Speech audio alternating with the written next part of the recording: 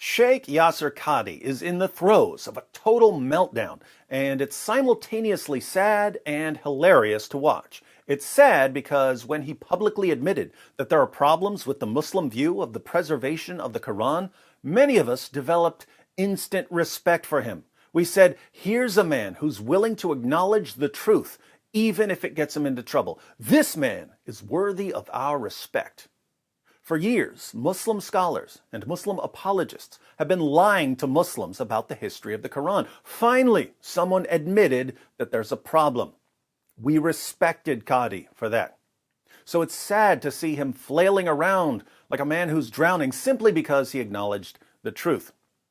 But it's also hilarious because of what he did after the interview that completely destroyed the respect that we briefly had for him.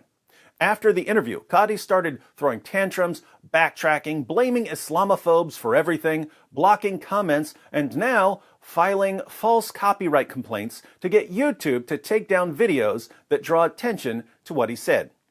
In other words, Qadhi obliterated the respect that he had gained so that now Muslims view him as a traitor for admitting that there isn't just one Quran, and non-Muslims view him as a coward for backing down from an angry mob and for trying to cover up the epic dumpster fire that he and Muhammad Hijab created.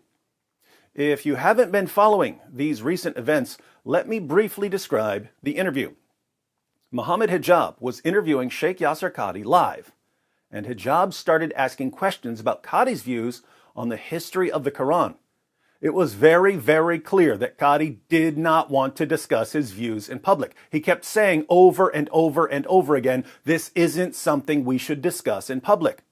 But no matter how many times Qadhi tried to avoid the issue, Hijab just kept pushing. Hijab was relentless. By the end, viewers only knew two things. One, there are all kinds of problems with the standard Muslim story about the history of the Quran.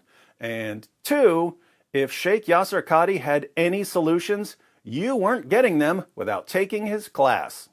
When you do a deep dive is when things get very, very awkward and difficult.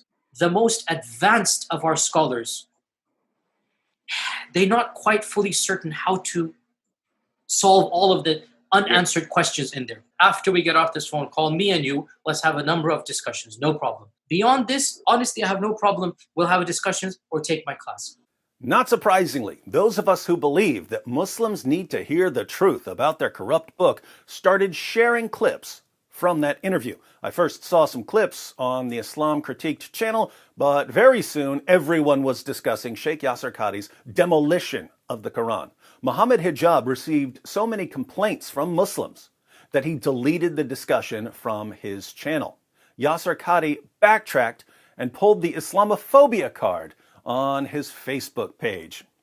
After a recent interview with Brother Muhammad Hijab, some missionaries and anti-Muslim propagandists have read their own prejudice into our very brief discussion. Some of them have twisted my words to suit their agenda. While Muslim scholarship has pioneered Quranic studies for centuries and continues to do so, the fact remains that we all agree on the demonstrably proven fact that the Quran has been preserved in its entirety, word for word, and that we believe that all of the 10 recitations, Qiraat, of the Quran are revealed from Allah.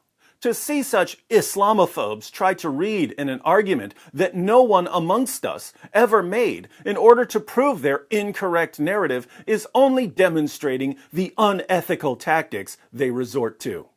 That's right, we were twisting his words when he said that there are holes in the narrative. And it's very clear to you and to every single very advanced student and specialist that the standard narrative has holes in it. That's what I'm going to say. We were twisting his words when he repeatedly warned Muhammad Hijab that they shouldn't be discussing the preservation of the Quran in public. And I would never bring it up in public. And I don't think it is wise to bring it up in public. Why didn't I say it? Because it should not be said in public. You will not find one lecture of mine about this issue. It should never be brought up in public. This is not something you discuss amongst the masses, ya akhi. It's not wise. We were twisting his words when he compared the Islamic view of the history of the Quran to the emperor in the emperor's new clothes. when you go to academia, they don't have that red line. And they're going to just, the famous story of the emperor with no clothes. They're going to just point out, no, that doesn't make any sense. Well, that's not true, and this and that. And they'll bring issues, which I'm not going to mention explicitly, that you know are true because they're in your own books. They're not inventing anything new.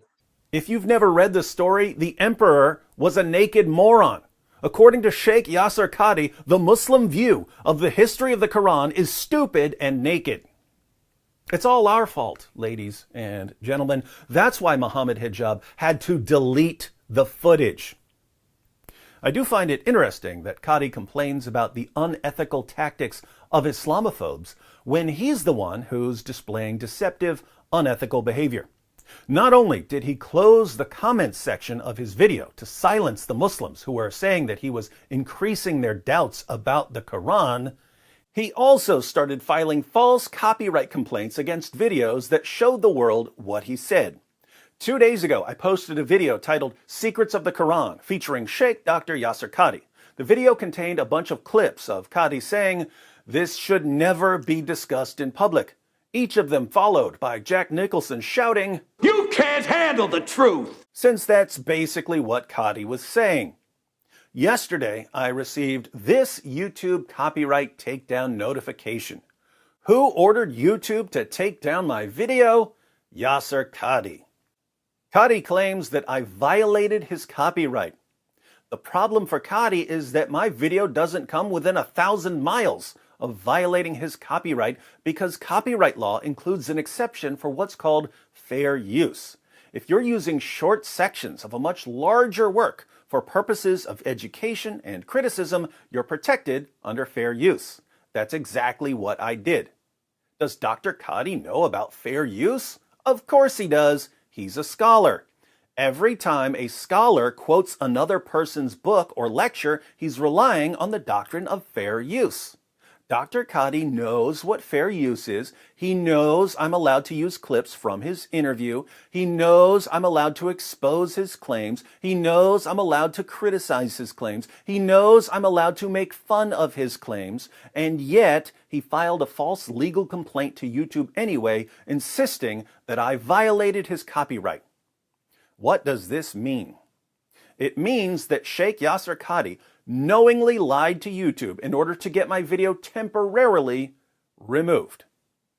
The video will be restored. I've already submitted the counter notification and said that I'm completely willing to go to court over this.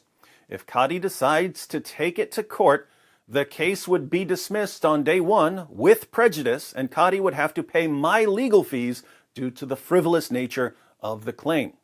So, Qadhi is simply lying in an effort to put a temporary band-aid on the injuries he received during his recent train wreck. Why would he do this? Only one reason.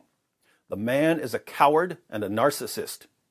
He can't deal with criticism. He can't deal with controversy. And now, even his fellow Muslims are mocking him for not being able to deal with the controversy that he caused. And two, they can't handle controversy. Qadhi Sahab, Yasir Qadhi, look, when he's being asked, Halloween, no, too controversial, won't say Halloween is permissible. Merry Christmas, no, toba, too controversial. Can you clearly say music is not haram? No. Too controversial to be clear. Too controversial, this one, not nice, He doesn't want to discuss controversial issues, but then he says the most controversial thing he can possibly say. The first controversy he wants to begin with is the Quran isn't preserved.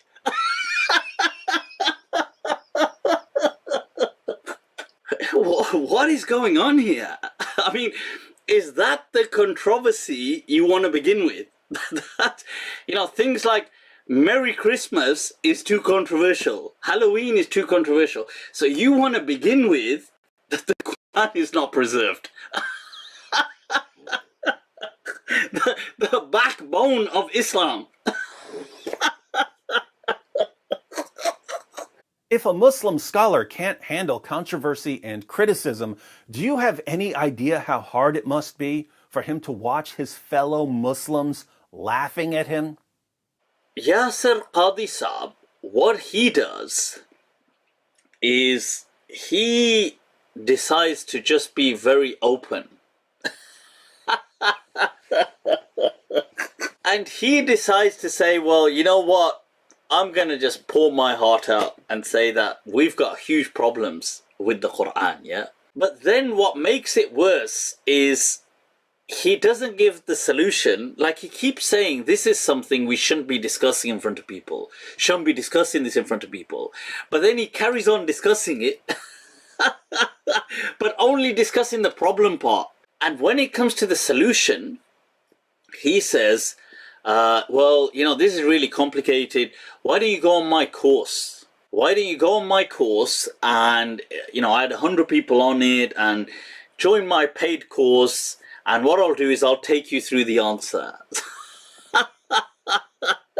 You know, when the person's asking, just to kind of dramatize the whole thing, would you be able to write a Quran that looks like the Quran today? Oof, that's a very complex question. Oof, yeah, what a complicated. Yeah, this one, hada su'alun. Oof. Muslim channels have posted hundreds of hours of my videos on their channels. There are Muslim channels that only exist to attack our videos. How many copyright complaints have I ever sent to YouTube? 0. Why? Because the Muslims are clearly using the clips to criticize me and my claims, and they're allowed to do that. Suddenly, we get to Sheikh Yasir Qadhi, and we can't use video clips of him. He'll run to YouTube. Please, YouTube, please help me. They're making fun of me. Will you protect me from criticism? Not for long. One way or another, whether Qadhi comes to his senses and withdraws his false complaint, or whether he gets laughed out of court, either way, the video is going back up. And we will celebrate when it does. Yasir Qadhi and his ideology and his views are not exempt from criticism. We're not under Sharia, and I definitely ain't his dhimmi. Never have been, never will be. Yasir Qadhi, liar, coward, narcissist. But take his course, because he's got the answers.